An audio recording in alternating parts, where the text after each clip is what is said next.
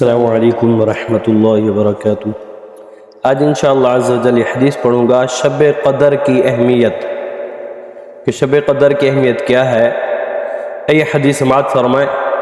عن انس بن مالک رضی اللہ تعالی عنہ قال دخل رمضان فقال رسول اللہ صلی اللہ علیہ وآلہ وسلم ان هذا الشهر قد حضركم وفيه ليلة خير من 1000 شهر من حرمها فقد حرم الخير كله ولا يحرم خيرها إلا محروم۔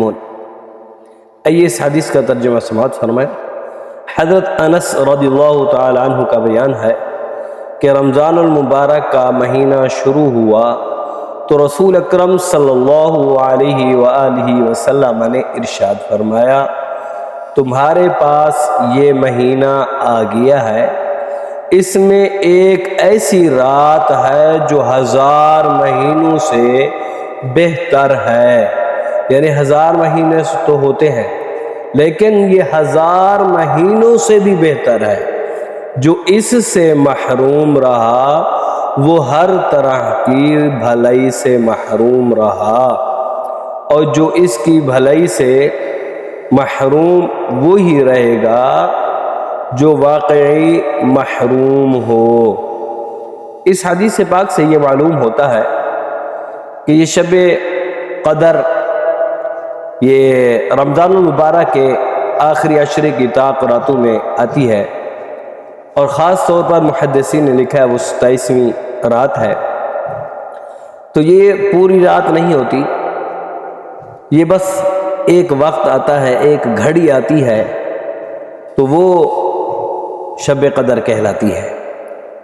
تو اس لیے ہمیں چاہیے کہ ہم کوشش کریں 27ویں شب کو عبادت کریں، اس کو تلاش کریں، قرآن پاک کی تلاوت اور ذکر اللہ تسبیح و تحلیل میں، اور پھر قرآن پاک کی تلاوت اور کثرت کے ساتھ حضور علیہ السلام کی بارگاہ میں درود السلام پڑھیں، تو انشاءاللہ شب قدر انشاءاللہ ہم پالیں گے۔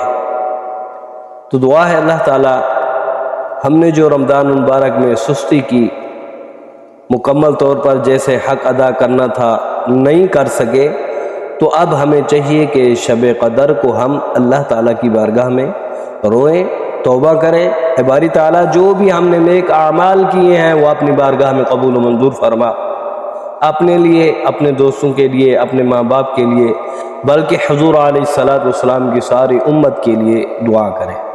یہ حدیث ابن ماجہ کتاب الصیام کے اندر موجود ہے، اس کا جو نمبر ہے 1644۔ تو دعا ہے اللہ تعالیٰ تمام مسلمانوں کو شب قدر جو ہے رات کو عبادت کرنے کی توفیق عطا فرمائے۔